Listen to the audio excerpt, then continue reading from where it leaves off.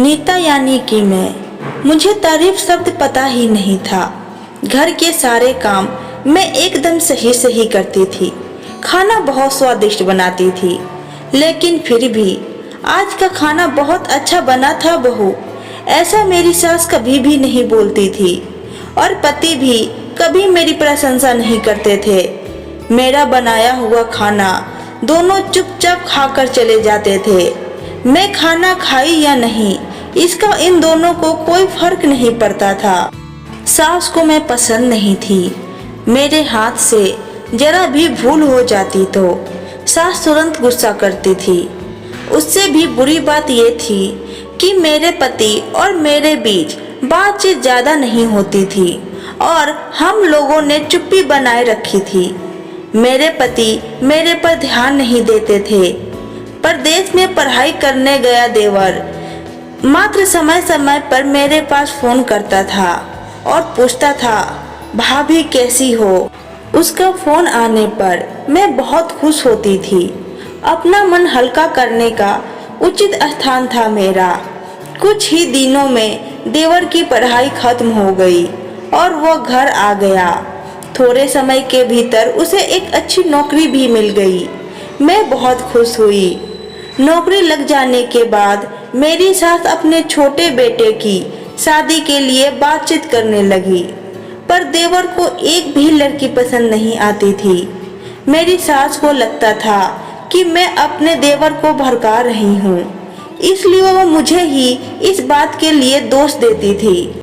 मेरे को चिंतित देखकर देवर ने अपनी माँ से कहा, माँ, मैं एक लड़की से बहुत प्यार करता हूँ और मैं उसी से शादी करूँगा। उसने जिद की। देवर जी, यह बात पहले बतानी चाहिए थी ना। मैंने यह बात अपने पति के कान पर डाली। इस बात पर उन्होंने थोड़ी किटपिट की, लेकिन लड़की देखकर वो भी तैयार हो गए। सवाल बचा सास का, अपने छोटे बेटे का मन कैसे दुखाएंगी वो। बाद में उनकी भी हाँ हो गई। मैं बहुत खुश हुई।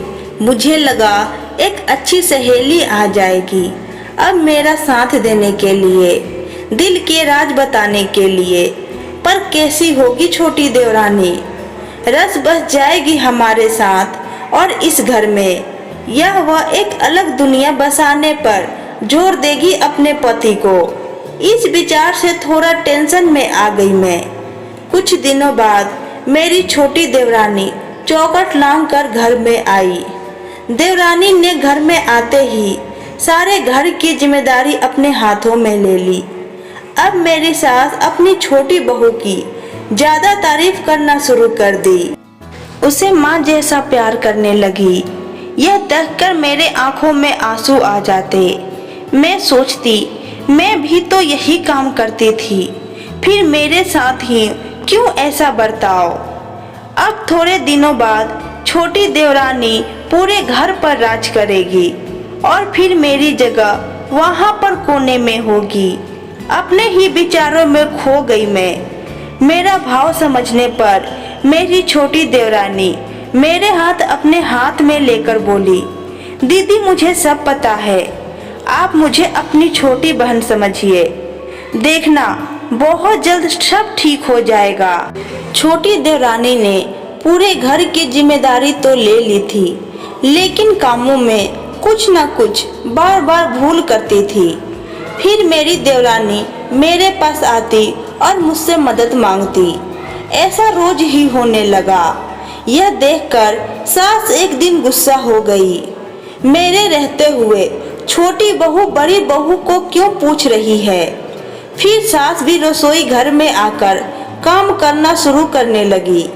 धीरे धीरे वह छोटी बहू के साथ साथ अनजाने में मुझसे भी प्यार से बर्ताव करने लगी। प्यार से बोलने लगी। नए नए व्यंजन बनाना दोनों को सिखाने लगी।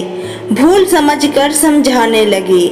अब सास और हम दोनों बहुओं में अच्छी दोस्ती होने लगी। इस वजह से मेरा स्वभाव भी अच्छा होने लगा। मेरे स्वभाव में खुलापन आ गया। सास भी हम दोनों बहुओं के साथ कभी शॉपिंग तो कभी फिल्म देखने जाने लगी। वो हम दोनों बहुओं को समान प्यार करने लगी थी। इस वजह से घर का माहौल हंसता खेलता हो गया। मेरे पति भी अपने भाई और उसकी पत्नी के रिश्ते को देखकर वो मेरे साथ अच्छा व्यवहार करने लगे। यह देखकर मेरी देवरानी बहुत खुश हुई। दीदी, घर पर पहले आप ही का हक था। ऐसा बोलकर मेरी देवरानी घर की पूरी जिम्मेदारी मेरे हाथ में सौंप दी। साल भर में मेरे देवर को अच्छे वेतन और बड़ी पोस्ट पर स्थानांतरित किया गया। अब छोटी देवरानी भी अपने पति के साथ परदेश जाएगी और मैं फिर अकेली रह जाऊंगी। इतना ही नहीं, इतने सालों बाद सास का व्यवहार जो इतने सालों बाद बदल गया था वह फिर से वही हो जाएगा। तो इस विचार से मैं डर गई थी। देवरानी की इतनी आदत मुझे हो गई थी कि उसके बिना घर काटने को दौड़ता। देवरानी के आ जाने से घर का माहौल बदल गया था। वह थी ही ऐसी खुशमिजाज। देवरानी की हालात भी कुछ अलग नहीं थी। उसे दुख था कि यदि यहाँ रहना पड़ा तो उसे अपने पति से दूर रहना पड़ेगा। अंत में मैंने अपनी देवरानी से पूछा तो देवरानी ने जवाब दिया कि दीदी, मैं सारा दिन नए स्थान पर अकेली रहूंगी। उससे अच्छा है मैं यही रहूं। आपके देवर को बोला है मैंने, शनिवार और रविवार की छुट्टी में आप ही यहाँ आ जाया करें। मैं भी उनके साथ जाया करूंगी बीच बीच में थोड़े बदलाव के लिए। उस पर वह बोलते हैं कि 6 महीने में वापस यहाँ ही बदली कर लूंगा। मैं अपने पति की नकल करके देवरानी बोली और मैं हंसने लगी। अपनी आंखों के आंसू पोंछते हुए मैं बोली, छोटी, यह दिन वापस नहीं आने वाले। जाओ तुम अपने पति के साथ। उनके साथ भी तो कोई होना चाहिए ना। दीदी, आपने मुझे अपनी बड़ी बहन का प्यार दिया, वैसे ही भैया के रूप में एक बड़ा भाई मिला। यह भरा हुआ संसार छोड़कर मैं कैसे जाऊं? वहां अकेले का मन नहीं लगेगा। 6 महीने का तो सवाल है, वह आते रहेंगे यहाँ पर।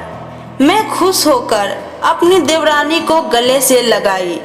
तभी देवरानी बोली, अपने पति के साथ एक अलग जीवन बनाने में समय नहीं लगता। अपनों में रहकर पति की प्रतीक्षा में ही आनंद है।